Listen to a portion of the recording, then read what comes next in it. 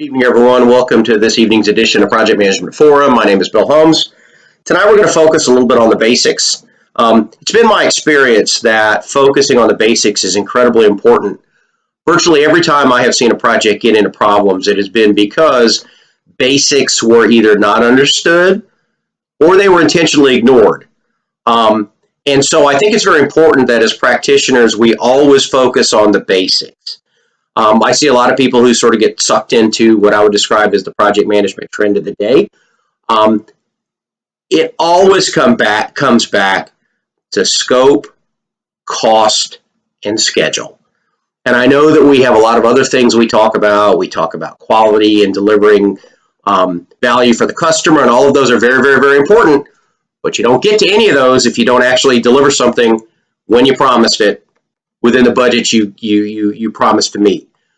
So let's start with some very basic stuff and say to ourselves, what is a project? First of all, if we look at our friend the PMBOK tells us that a project is a temporary endeavor undertaken to create a unique product, service, or result. Now, temporary endeavor means that it has a start and a finish. If you're working on something which goes on forever, it is not a project, it is something different. The fact that it is a temporary endeavor does in fact mean that it has a start, a day in which you begin to undertake the work, and a finish, the day you say you're done and you disband your project team. Now notice what it doesn't say. It doesn't say that it has to be incredibly complex. It doesn't say that it has to last a really long time. It doesn't say that it has to be really expensive. The project Bill Paints His Kitchen is every bit as much of a project as the project to put the Hubble telescope into space. The difference, of course, being the level of expertise required, the budget, and the length of time. But they are both projects because at some point I start painting my kitchen, and at some point I finish painting my kitchen. That's a project. At some point they started on the Hubble telescope, and at some point it was in space taking pictures. That is a project. So it's not about complexity, it's not about money, and it's not about how long it's going to take. The second thing is it has to have a unique outcome. So a start, a finish, and a unique outcome. Again, it has nothing to do with complexity.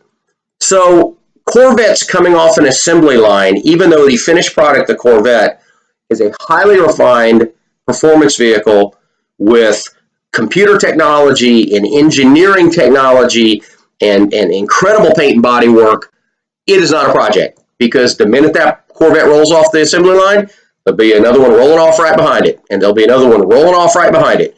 So it is a completely repeatable process with a non-unique outcome. And that's an important thing to remember. Now let's think of a different example. Let's say, though, that if somebody comes in to a restoration shop and they bring in a 70 Corvette and they say, would you restore this for me? And then 5 minutes after that, somebody else comes in with a 70 Corvette and says, will you restore this for me? And then 5 minutes after that, a third person walks in with a 70 Corvette and says, will you restore this for me? That starts to feel a little bit like a production line, but each of those individual restorations is a project. And the reason for that is the cars have a history, so that means that there are varying levels of restoration needed. So that's one piece of it. One could be in great shape, and one could be in terrible shape, and the other could be kind of in the middle, which means that the plan in order to do the restoration is going to be different. The second is the wants of the customer. One customer might say, I want a 70 Corvette that drives like a 2018 Corvette. That's going to be a completely different type of project than somebody that says, no, this is a number matching vehicle. I want this to be the star of the show at Wimbledon. Versus the third person might say, look, dude, I have $5,000. Get me as much restoration as I can for that. Get me my most value for the dollar. So even though in that instance you've got 3 Corvettes coming in and they all want to be restored, each one is a separate project because when they roll out that door, they are all going to be unique and different because of their condition, because of what the owner wanted. That is not an assembly line. One final thing I want to talk about here is I said it has to have a unique outcome. That doesn't mean that within it you can't have repeatable processes.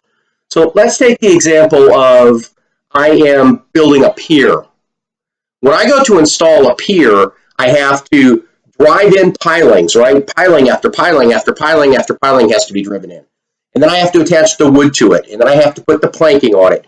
That is repetitive, repetitive, repetitive, repetitive.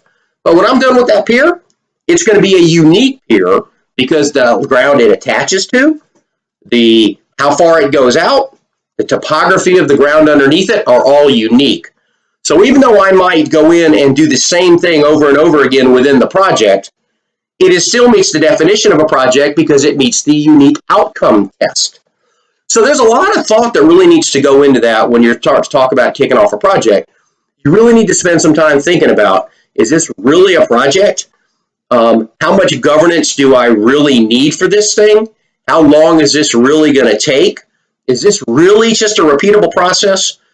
All of that needs to be taken into account, because if you start applying governance to something that's not a project, you're inviting trouble. Furthermore, if you begin to do a project and you got no governance because you didn't realize it was a project, that's a problem as well. Anyway, I hope you enjoyed tonight's edition, and if there's any topics you'd like me to cover in the future, let me know. Thanks.